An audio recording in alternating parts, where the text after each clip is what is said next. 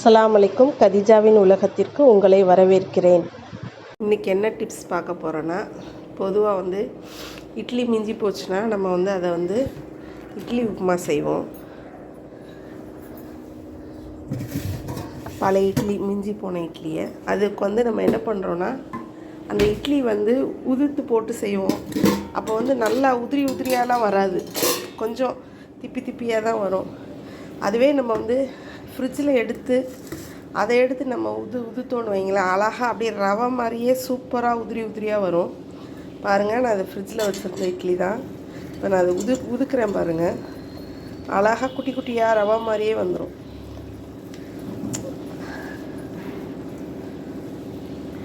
பாருங்கள் எப்படி வருதுன்னு. இதுவே நம்ம நார்மல் இட்லி உதுத்தா இந்த மாதிரி வராது, ஒரு மாதிரி பெருசாக பிஞ்சு தான் வரும். அதுவே நம்ம ஃப்ரிட்ஜில் எடுத்து வச்சிட்டு நம்ம உதுத்தோன்னா மட்டும்தான் இதே மாதிரி அழகாக உதிரியாக வரும். நீங்கள் இட்லி உப்புமா செய்கிறதா இருந்தால் என்ன பண்ணிடுங்க, ஃப்ரிட்ஜில் எடுத்து வச்சுருங்க.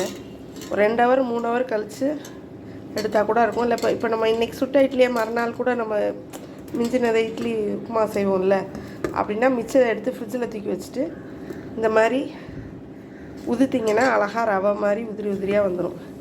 இதே நார்மலாக வெளியில் இருக்கிற இட்லியை இந்த மாதிரி செஞ்சோன்னா இந்தளவுக்கு உதிரியாக வராது. இப்போ நம்ம வெங்காயத்தை போட்டு தாளித்து இட்லி உப்புமா ரெடி பண்ணிக்கலாம். பருப்பு நம்ம வேக போடையில் எப்போவுமே பொங்கி தட்டிக்கிட்டே இருக்கும். அதுக்கு நம்ம என்ன பண்ணிடலாம், இந்த மாதிரி பருப்பை வேக போட்டு திறந்து வச்சே நல்லா வேக விட்டு, அதாவது நல்லா வேக விடக்கூடாது, நல்லா அந்த மடன்னு கொதிக்க விட்டுறணும். இப்படி கொதிக்கையில் என்ன ஆகும்னா, இந்த மாதிரி கொதித்து வரையில் தான் அது பொங்கி தட்டுறது.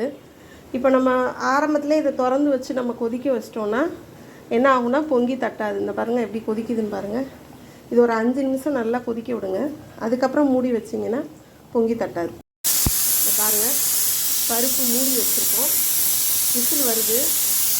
ஏதாவது வெளியே கசிதான்னு பாருங்கள். இவ்வளோத்துக்கும் நம்ம நிறைய தண்ணி ஊற்றிருக்கோம். கத்திரிக்காய், தக்காளி, வெங்காயம் எல்லாம் போட்டு நிறைய தண்ணி ஊற்றியே வச்சுருக்கோம்.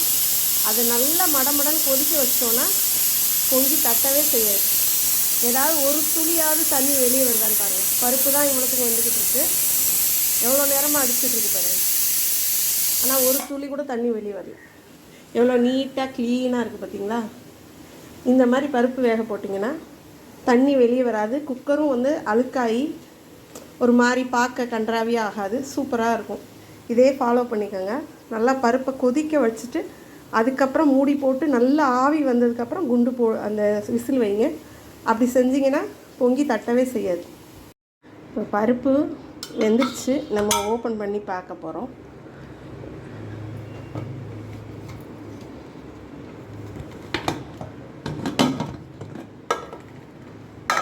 பாருங்கள் பருப்பு எப்படி வெந்திருக்குன்ட்டு. அந்த மூடியை பாருங்கள், அந்த மூடியில் கூட வரல பாருங்கள், ஒரு மாதிரி அசிங்கமாக தெரித்து வரல பாருங்கள்.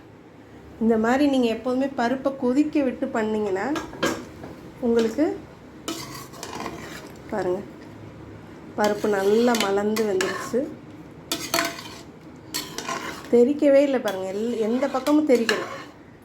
இந்த மாதிரி செஞ்சிங்கன்னா பருப்பு தெறிக்காமையும் நல்லா வெந்திருக்கும். அதேமாதிரி குக்கரும் அப்படியே அசிங்கமாகாமல் சூப்பராக இருக்கும். நீங்களும் இந்த டிப்பை கண்டிப்பாக ஃபாலோ பண்ணுங்கள். இப்போ உங்கள் வீட்டில் நேற்று சுட்ட பழைய இட்லி இருந்துச்சுன்னா அதை இட்லி உப்புமா தான் செய்யணும்னு அவசியம் இல்லை. இந்த மாதிரி நம்ம சூடு பண்ணிக்கலாம். என்கிட்ட ஸ்டீமர் இருக்குது, அதில் என்ன ஆகுதுன்னா உங்களுக்கு அது பெருசாக இருக்கிறதுனால நிறைய தான் இது பண்ண வேண்டியதாக இருக்குது. இதுவே இந்த மாதிரி சூடு பண்ணால் டக்குன்னு சூடாகிடுது 5 நிமிஷத்தில். பாருங்கள், ஆவி பறக்க கொதிக்க இட்லி, நேற்று சுட்ட இட்லி. ஆனால் நேற்றாக இருந்தாலும் சரி, 2-3 நாள் ஆனாலும் சரி, இந்த இட்லி ஃப்ரிட்ஜில் இருந்துட்டு நம்ம எடுத்து சூடு பண்ணையில் நமக்கு கொதிக்க கிடச்சிரும். இது எப்படி சூடு பண்ணியிருக்கேன்னு அவங்களுக்கு காட்டுறேன். பாருங்கள், நம்ம இட்லியை இப்போ கொட்டியாச்சு. பாருங்கள், நம்ம புளி வடிகட்டி தான் இது, புளி வடிகட்டுவோம்ல அதுதான். இதை என்ன பண்ணிடுங்க, இந்த மாதிரி ஒரு சின்ன சட்டியில் தண்ணி, சும்மா ஒரு 1/2 டம்ளர் தண்ணி வச்சுருங்க. வச்சுட்டு இல்லை 1 டம்ளர் வைக்கிறதா இருந்தால் வைங்க. நம்ம 2 இட்லியாக இருந்தாலும் 3 இட்லியாக இருந்தாலும் ரொம்ப சிம்பிளாக சூட் பண்ணிக்கலாம். இது இப்படி கரெக்டாக பொறுத்துற மாதிரி இருக்கா, அது உள்ளே அடங்கிடுது. அப்படிங்கிற என்ன பண்ணிடலாம், நம்ம இட்லி வச்சுட்டோ இல்லை வேறு ஏதாவது சூடு பண்ணுறதா இருந்தால் இப்படி வச்சுட்டோம்னா அழகாக 5 நிமிஷத்தில் இட்லி நமக்கு இந்த மாதிரி ஆவி பறக்க கொதிக்க கொதிக்க ரெடி ஆயிடுது. நம்ம இப்போ தான் சுட்டு எடுத்த மாதிரி சூப்பராக இருக்கும். இட்லி சாப்பிட்றதுக்கும் நல்லாயிருக்கும். இந்த மாதிரி பண்ணுங்கள். இந்த டிப்ஸ் கண்டிப்பாக ஃபாலோ பண்ணுங்கள். பாருங்கள், ரொம்ப ரொம்ப ஈஸி. நீங்கள் எது ஃப்ரிட்ஜில் இருந்து எடுத்து சூடு பண்ணுறதா இருந்தாலும் இந்த மாதிரி வச்சு சூடு பண்ணிங்கன்னா நல்லா கொதிக்க கொதிக்க வந்துடும். நல்லா சூடாகவும் ஆகும். சப்பாத்தி பரோட்டா அந்த மாதிரியே சூடு பண்ணிக்கலாம். அதாவது சிம்பிளாக 1 2 இருக்குது நமக்கு. இப்போ ஸ்டீமர்னால் தான் பெருசாக இருக்குது. அதில் நிறையா வச்சாலும் நமக்கு அது தண்ணி கொதித்து நமக்கு கேஸு வேஸ்ட்டாக போகுது. இதில்னா வந்து நம்ம கொஞ்சமாக தண்ணி வச்சு நம்ம கொஞ்சமாக பண்ணிக்கலாம்.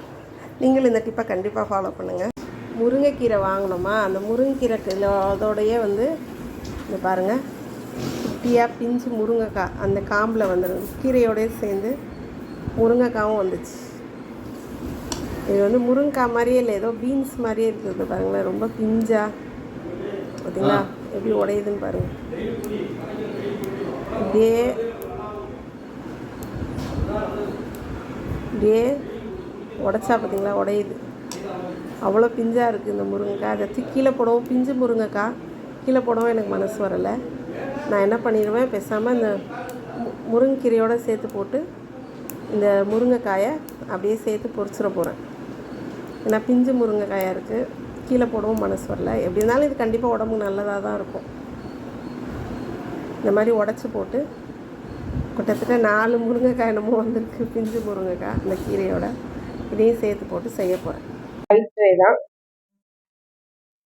இந்த ஐஸ் ட்ரே தான் வாங்கியிருக்கோம். இது வந்து எப்படின்னா வந்து இது நார்மல் ஐஸ் ட்ரே கிடையாது.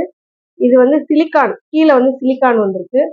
இப்போ ஃபுல்லாக சிலிக்கான் வந்துச்சுன்னு வைங்களேன், நம்மளால் வந்து அப்படியே ஒரு மாதிரி நழுவும், ஒரு மாதிரி விழுக்குன்னு கீழே விழுகும். நம்ம எடுத்து வச்சாலுமே, ஃப்ரிட்ஜில் தூக்கி வச்சாலுமே வைக்க முடியாது. ஒரு மாதிரி நமக்கு கஷ்டமாக இருக்கும், தூக்கி வைக்க கொள்ள கஷ்டமாக இருக்கும். அதுவே இந்த மாதிரி மேலே பிளாஸ்டிக் மாதிரி வந்து கீழே வந்து இந்த பாருங்க சிலிக்கான் மூடு வந்துருக்கு.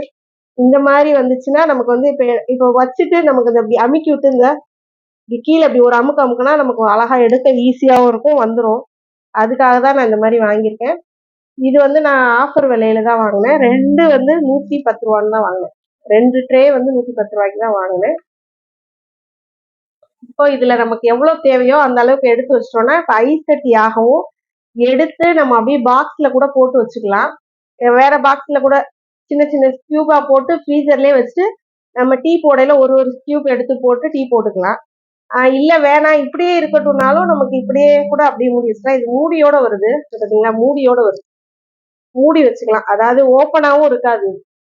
இது அதுக்கு மூடியோட இருக்கணும்ன்றக்காகவே நான் வாங்கினேன். ஏன்னா இஞ்சி வந்து நம்ம ஓப்பனா வச்சா அந்த வாடை வந்து அந்த ஸ்மெல் போயிடக்கூடாது, அந்த வாடை வந்து அப்படியேவும் இருக்கணும். அதனாலதான் இந்த மாதிரி மூடியோட உள்ளது வாங்கினேன். இது நல்லா இருக்கு பாருங்க. இப்ப நம்ம என்ன